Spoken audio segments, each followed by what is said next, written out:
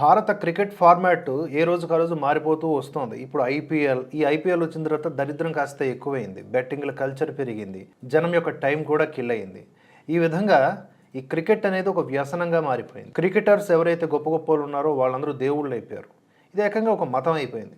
సరే పిచ్చి పీక్స్ లెవెల్లోకి వెళ్ళిపోవడంతో భారతదేశంలో ఇతర క్రీడలేవి కూడా ఈ స్థాయికి చేరుకోలేక విలవిల్లాడిపోతూ ఉన్నాయి. అన్ని క్రీడలకు కూడా సమానమైనటువంటి న్యాయం జరగాలి. సరే జరగట్లేదు, అది పక్కన పెడితే ఇప్పుడు ఈ ఐపీఎల్ పిచ్చి అనేది ఏ స్థాయికి చేరుకుంది అంటే వాళ్ళు గెలవడానికి ఎంతకన్నా సరే ఈ యొక్క యాజమాన్యాలు, ఈ టీం యాజమాన్యాలు తెగిస్తూ ఉన్నారు. అన్నిటినీ కూడా పక్కన పెట్టేస్తూ ఉన్నారు. నీతి, నియమం, దేశభక్తి ఇత్యాదివన్నీ కూడా. ఒక పాకిస్తాన్ ప్లేయర్ని 2 కోట్ల రూపాయల పైచిలుకు డబ్బులు వెచ్చించి సన్ రైజర్స్ టీం యాజమాన్యం కొన్నదంట. దీంతో ఈ అంశం మీద నెట్టింట తెగ చర్చ జరుగుతోంది. ఒకసారి దాని డీటెయిల్స్ తెలుసుకొని మళ్ళీ కామెంట్ చేద్దాం.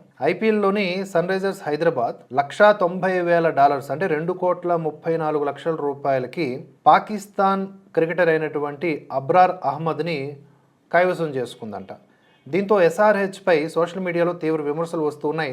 పాకిస్తాన్ ప్లేయర్ని ఎన్నో ఏళ్ల తర్వాత సన్ రైజర్స్ యాజమాన్యం తీసుకోవడం పెద్ద చర్చకు దారితీసింది.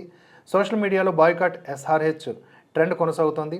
అబ్రార్ని కొనుగోలు చేయడంలో ఇండియన్ క్రికెట్ ఫ్యాన్స్ కొందరు సీరియస్ అవుతున్నారు. Boycott sunrisers, shame on SRH లాంటి హ్యాష్ ట్యాగులు ట్రెండింగ్లోకి వచ్చాయి. 2025లో సోషల్ మీడియాలో అబ్రార్ అహ్మద్ చేసిన కొన్ని పోస్టులు కూడా ఉన్నాయి. అవన్నీ భారత ఆర్మీకి వ్యతిరేకంగా చేసిన పోస్టులు. దీంతో అలాంటి ఆటగాడిని కొనుగోలు చేయడం దేశాన్ని అవమానించడమేనన్నట్లుగా విమర్శలు వస్తూ ఉన్నాయి. సన్ రైజర్స్ బ్రాండ్ సీఈఓగా ఉన్నటువంటి కావ్య మారన్పై కొందరు అభిమానులు ఫైర్ అవుతున్నారు. లండన్లో జరిగిన వేలంలో ఆమె అబ్రార్ అహ్మద్ కోసం భారీగా బిడ్ వేసినట్లుగా నివేదికలు చెబుతున్నాయి.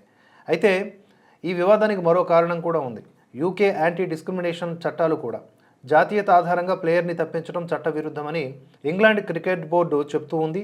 అది ముందుగానే వార్నింగ్ ఇచ్చింది. దీంతో భారత యాజమాన్యంలోని 4 teams Sunrisers, Leeds, MI London, Manchester Super Giants, Southern Brave ఇత్యాదివన్నీ కూడా పాకిస్తాన్ ఆటగాళ్లను తీసుకోకూడదు అనే అనధికారిక రూల్ని కొనసాగించలేకపోయాయి అని చెప్పి క్రికెట్ పండితులు చెప్తున్నారు. ఈ వివాదాన్ని కొందరు సపోర్ట్ చేస్తున్నారు, కొందరు అపోజ్ చేస్తున్నారు. పెద్దగా సీరియస్గా తీసుకోవాల్సిన అవసరం లేదని మాట్లాడుతూ ఉన్నారు. ఎందుకు తీసుకోకూడదు సీరియస్గా? పాకిస్తాన్ అంటేనే మన దేశానికి శత్రు దేశం. అందులో ఉన్న వాళ్ళందరూ కూడా మన దేశం నాశనం అవ్వాలని చూస్తున్న వాళ్ళు.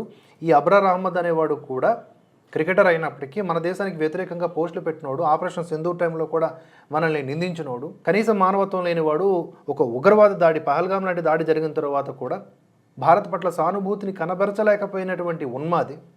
ఇలాంటి వాడిని తీసుకొచ్చి ఇప్పుడు క్రికెట్లో వాడు వేసిన బంతులకి మన వాళ్ళు కొడుతూ ఉంటే వాడిని కౌగిలించుకొని వాడితో పాటు ఎంజాయ్ చేయాలా? పాకిస్తాన్తో కలిసి సంబరాలు చేసుకోవాలా? ఇంతకంటే దరిద్రం ఇంకోటి ఉందా? 2 కోట్ల రూపాయల పైచిలుకు డబ్బులు వెచ్చించి పాకిస్తాన్ నుండి కొనుక్కోవడం అంతకంటే సిగ్గు ఇంకోటి ఉందా? దీనిపైన సీరియస్గా యాక్షన్ తీసుకోవాల్సిన అవసరం ఉంది.